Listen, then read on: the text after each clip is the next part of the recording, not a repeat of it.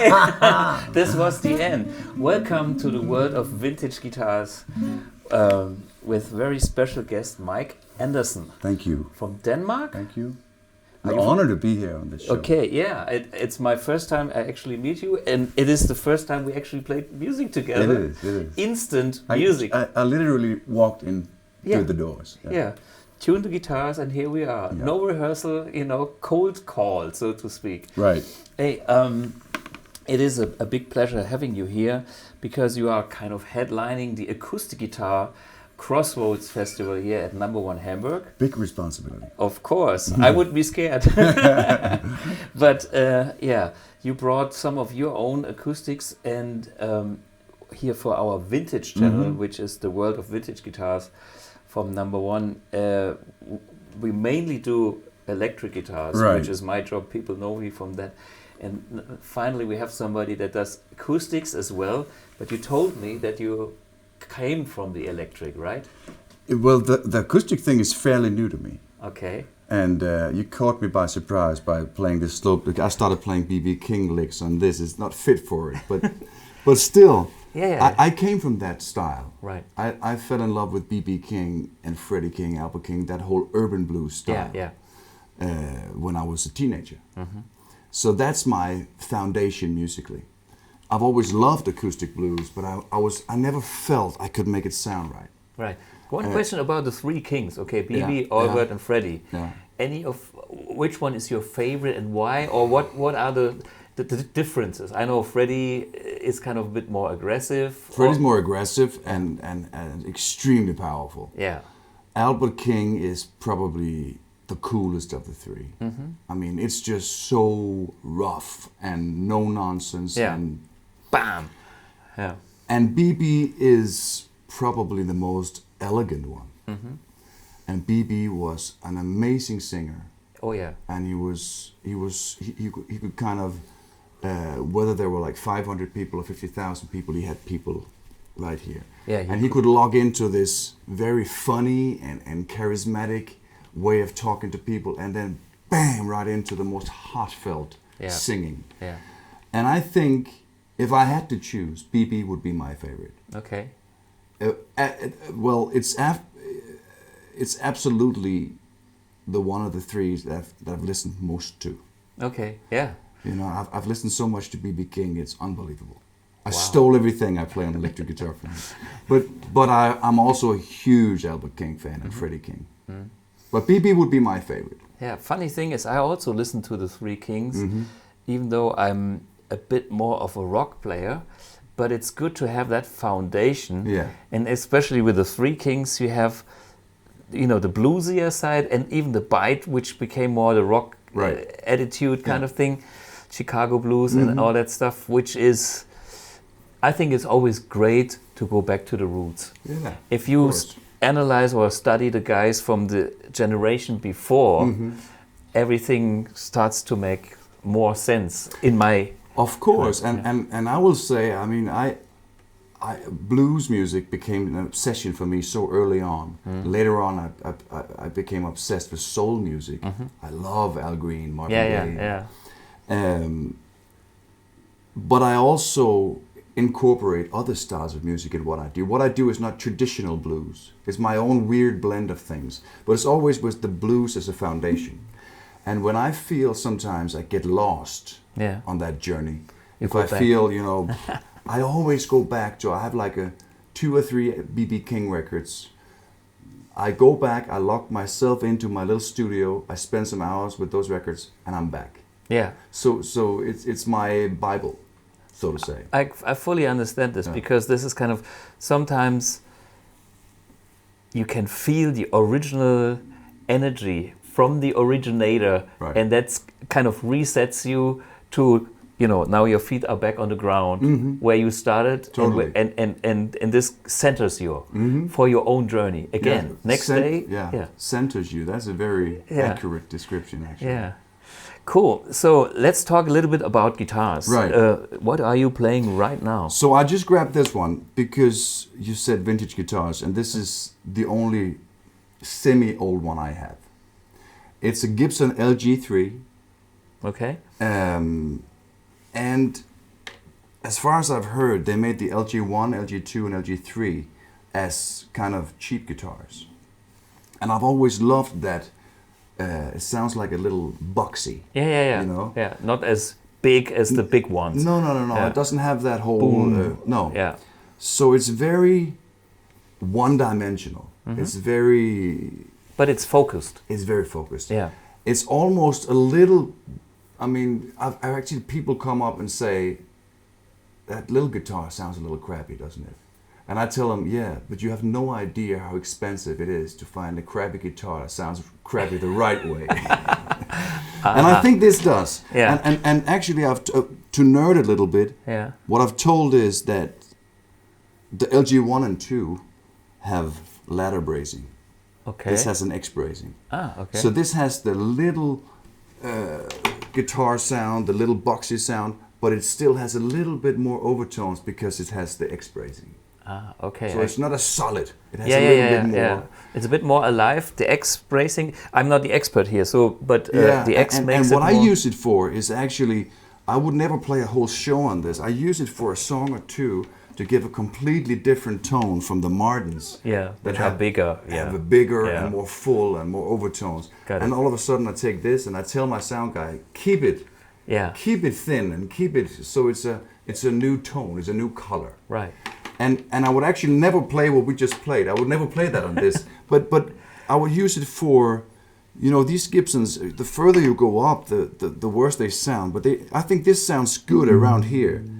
Very no nonsense. It's just a string resonating in a box. I have a song called Desert Trail. And I usually do that song on this guitar. It's a very simple song based on, I open it with one note. And if you open a song with one note, it has to have some character, you know? And I think it has a lot of character. Yeah. And then it has a very simple melody. It goes like this.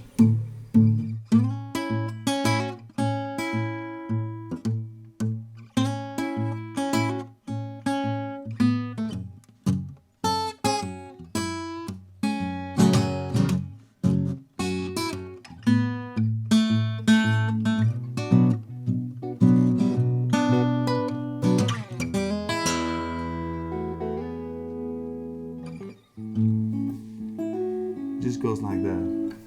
And, Beautiful, yeah. It's an extremely simple song, but I think this helps the song along because it adds character. It has its unique voice for that song. And this is from 1951. Yeah. I was watching this kind of damaged sound hole. Is this any big problem or is this just... No, this is very beaten up. Yeah, okay. And I think it still works. It still works. And when I bought it, this was already... But I have a tendency to rest my fingers here, so I had them put a little something in here. I think it's a saxophone blade. Okay. The bambus thing. Underneath to stabilize it. It's to stabilize it because I have my fingers here. Yeah. And are you miking the acoustic guitars with a standard mic? This one has a piezo pickup. Yeah. But that is okay. I mean, is this the one that is just passive without any battery? This is I know that one. Yeah, and I think it manages to kind of get the sound out. Yeah. But I mean, it's with acoustic guitars. It's a hard thing. It's very difficult. Yeah. It would never. I mean, a microphone in the studio in front of it would always be better. Beat everything. Sure. But this one, I mean, today with PA systems, with all these muscles, it'll just start to feed. So this one works okay. Yeah. Yeah. Okay, let's compare it to the other guitars you have. I can take this one, so you have space in your. So guitar. this is sound wise my favorite one, and back in 2019, I made a record called 1 Million Miles, and I played a lot of the record on this guitar. Let's hear it. Just for the change. I'll play that of tone. title song. Okay. Because that's very much the sound of this guitar.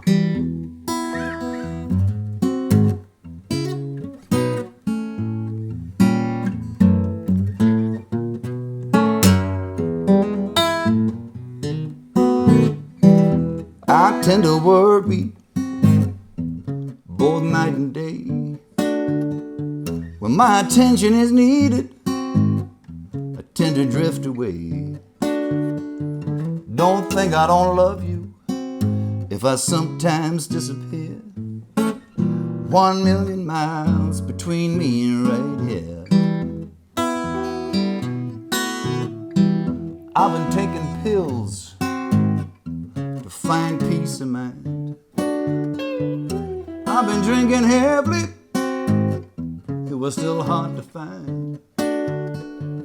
I can have a conversation without really being there. 1,000,000 miles between me and right here.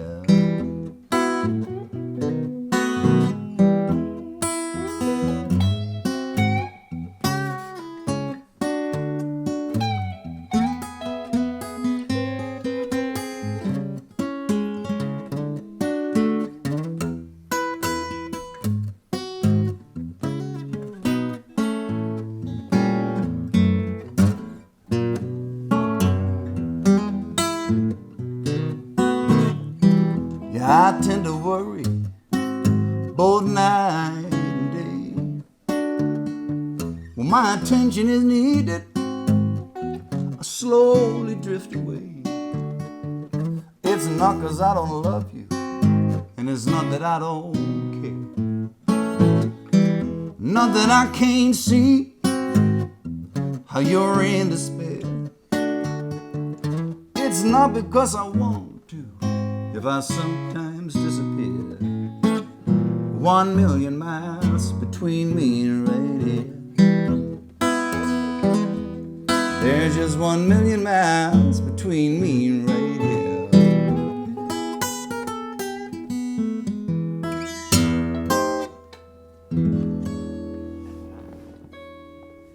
Beautiful. Okay, I learned the difference from these two guitars. This has a bigger, body. It has a way fuller sound. Yeah. More overtones, more low end. But I will say, compared to many Martin guitars, this is still kind of core. Not too big. No. I know some Martins, they are too hi-fi. It's kind of, they have a lot it's of... different. I mean, they're just for something else. Okay, yeah. I mean, I think both Martin and Gibson have... It's all good guitars, just for different things. Right. But for my thing, it's right. They can get too much... Yeah, to spread out too wide, so there is no middle left. Yeah. So you always have to connect to the middle frequencies, and then you can expand from there, but don't go over the top. Exactly, and this one has enough, but it's still very centered, I think. Mm-hmm. And then, to me, if you go, it doesn't try to be anything other than a guitar. Mm-hmm. There's no fancy stuff. There is. Yeah. It's just a straightforward. Yeah. Western. Yeah. It's just it's very true, I think. And the guitar doesn't take itself to be too important, being the star. That's what I was trying to say. Yeah, I tried to find the words. But it's just, I'm a regular guy from the country, and that doesn't try to be anything it's not, and I think... Yeah, and that matches you and the song. Yeah, killer. It would be difficult for me to have something too shiny. I know exactly what you mean. I'm basically a rock player, but I in my German words, I would say the Kartoffelqualität, which is the potato quality, as not being a posh vegetable. I need a solid foundation, which means, again, similar things like you. The mid-frequency needs to be there, and the rest is whistles and bells, but not too many of them. Mm-hmm. Because if those whistles and bells get too important, they are in the way, and you lose personality, your own personality.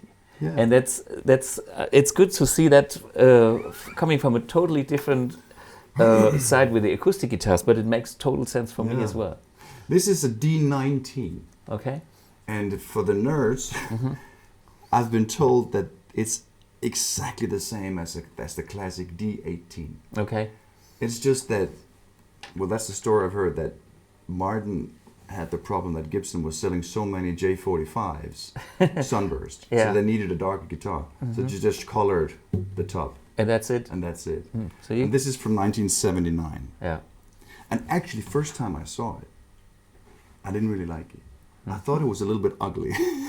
Well, you get used to it. And now I love it. Yeah. And I think that says a lot because I grabbed it and it sounded exactly How like you I want like it. Yeah, yeah. And all of a sudden, it became good looking. Isn't that weird? Of course, we You are. know, I All, started thinking, nah, she's not that pretty. And then she felt right. Yeah. And I'm like, wow, it's good. Yeah. It looks really good. yeah, I agree. I agree. For me, I love tone at first sight. It's like if the tone makes the Right. difference. If Yeah. I was never into cosmetics of guitars that many. You don't know my guitar. People know my guitar. It's like one of the most beaten up Strats, and it's even dirty like fuck. Okay. It has all the grease and sweat and blood and dust. Yeah. And when I post a picture of my guitar, people always make comments like, can't you clean it one day? And I said, no, it's part of my life. I sweat when I play. Right. And then, you know, it ends up in the trunk or on the stage floor, whatever. It's a 1961 Strat, white. Wow. And because it's white, you can see all that shit. Yeah. And for me, it's beautiful. And the joke that I'm doing is like everybody has COVID, but not me, because I collected all that stuff touring the world. You're and resistant. it's all in my guitar, so I'm resistant. You know, Right. it's my way of being. What was it called? Getting vaccine. So I have that You're extra. immune. I'm immune by nature. Anyway, so we have a third here. We have a third here, which Yeah. is, and this is a little bit weird because this is actually my main acoustic guitar. And it's not an expensive guitar. It's just, But I can tell it's been played a lot because I can see the strums here. yeah. Yeah. And this is called, what is it, J1, I think. Okay. And I've been told that it's a budget, Martin, that is made cheaper than The expensive ones. yeah, of course. Yeah. And the thing about this guitar is I never record on it. Okay. Because when I record it, it doesn't have a lot of character. Okay. But it's your But live guitar. For some reason, it always sounds good in a sound system. See? I don't exactly know why, because it's a simple guitar. It's just a piezo pickup, but it always sounds great. Yeah. And I think it's a jumbo, modern jumbo, which is a little rare. Yeah. So it has a lot of low end. Yeah. It has a lot of high end, and it actually goes a little against what we just said with the core, Yeah. Okay. because it's lacking some core, but then it always sounds full in a sound system. And this guitar was on a stage. I came early to a sound check, and it was standing on the stage because the band the night before had forgotten it. And I grabbed it. And at that time, I was 99.9 an electric player. I didn't feel I sounded very good on an acoustic guitar. I was always like, ugh. I And then I understand. grabbed this. And this And made all you. of a sudden, I thought, Why not? sounds pretty good. So it spoke to me. Yeah. And then they told me who owned the guitar. And it's a Okay. guy that I know a little. Okay. I called him and he said, you can buy it cheap. Okay. And I bought it very cheap. That's- And then I've been spending like 10 times that amount on keeping it together. It's been fixed so many times because, and I've traveled to so many countries with this guitar. Right. And the first song I wrote on this guitar, it's actually the biggest song I have to this date. And I think that song shows this richness. It goes like this. So it's a lot of Yeah. low end and I do this percussion thing on it a lot. I followed you through the pouring rain, so it's true, 'cause you're back with him again. Well, I know it was me who walked out, and now you're free, but I doubt you can ease ease your pain. But I'm not jealous. No, I'm not jealous. No, no. I'm not jealous, baby. Don't get me wrong. 'Cause I'm a grown-up man. And I'm over you.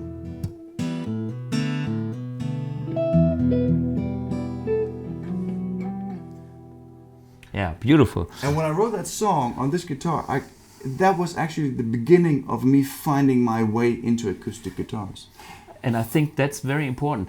If you have an instrument that inspires exactly. you, Yeah. and that is the beginning of a path, of something bigger. So I always, I'm very happy for people that found something, being it an amplifier or a guitar, that is their foundation, because this is the moment when you start to make the music. Exactly. And all the other guys are still on the search, and sometimes they have found it, but they don't believe that they found it. Right. So this is like slap the guys and say, stop, don't moan about your equipment. This is a perfect match. I tell you, because I can hear that. Trust yourself. You know, that's kind of thing. So your instincts were right. Yeah, and it was like a bridge for me to seeing myself also as an acoustic player. I still don't play. I haven't sat down and learned how to play Robert Johnson or Charlie Patton. So it's not right. It's my own home-brewed kind of thing. And this guitar helped me find that. I think that's even more important, because in the end, being an artist means you have to find your own voice. Why copy somebody and be Mr. Second? You know, I'm not Eddie Van Halen 2, because Eddie Van Halen 1 is, and Jimi Hendrix. You can't, you can learn, but in your own way you can probably, you know, pick some of the technique, but in the end you have to do it your own way. Of course, And this that's is what I believe too.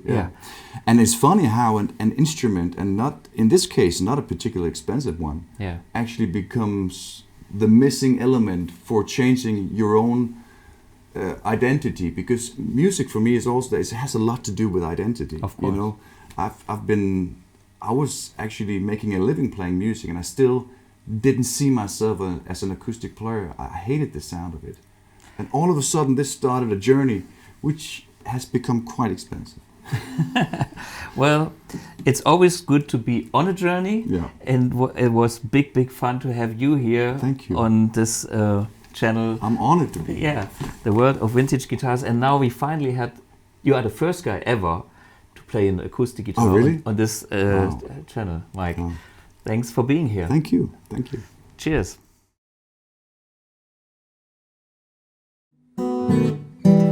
I tend to worry both night and day. When my attention is needed, I tend to drift away. Don't think I don't love you.